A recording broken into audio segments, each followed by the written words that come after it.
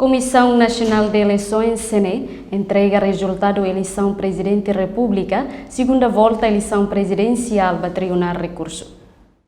Comissão Nacional de Eleições, CNE, entrega resultado da eleição Presidente da República, segunda volta eleição presidencial para tribunal recurso, e a tribunal recurso que colidile quinta-feira loron Ronaldo Reis Hito, fulang abril tinan rihun rua Ronaldo Reis rua. Presidente CNE José Agostinho Belo Hateteng, tuirlei CNE fo tempo horas Ronaldo Reis hat ba candidato Sira, hato recurso ba resultado provisório eleição presidencial tinan rihun rua Ronaldo Reis rua.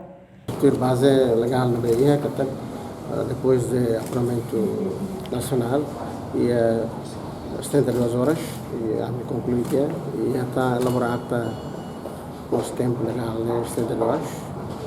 E eu sei que ameaça o resultado provisório e convida a parte do todo, incluímos equipes e candidatos na rua, e observadores internacionais e parte do todo, né? E o resultado foi saindo, e a tempo 24 horas para formar a entidade Sira, e o candidato Sira, Cari, Sira rato recurso.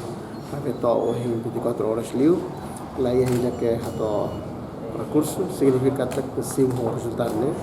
E tu lei tem que submeter que para tribunal recurso para a análise e a validação, e ao mesmo tempo ele fazer o resultado da eleição presidencial 2022 e se hoje está conteúdo que submete para o tribunal, né? Ele conteúdo e a uma lara, né? E o resultado do apuramento nacional e o resultado do município autonomia, incluímos os estrangeiros, né?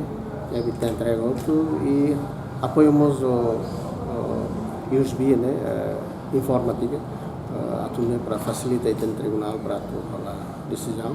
E tempo no tribunal é neste 2 horas, cari que bele mostou anba e depende também é outro humano vai ter que hare também lá tudo procedura outro tudo lá dia sente que lá está e resultado se for. No neto irlei tem que submeter resultado da eleição para tribunal recurso, onde halo analisa a avaliação, onde anuncia resultado oficial. Reportagem Sabina Sansa, Televisão Timor Post.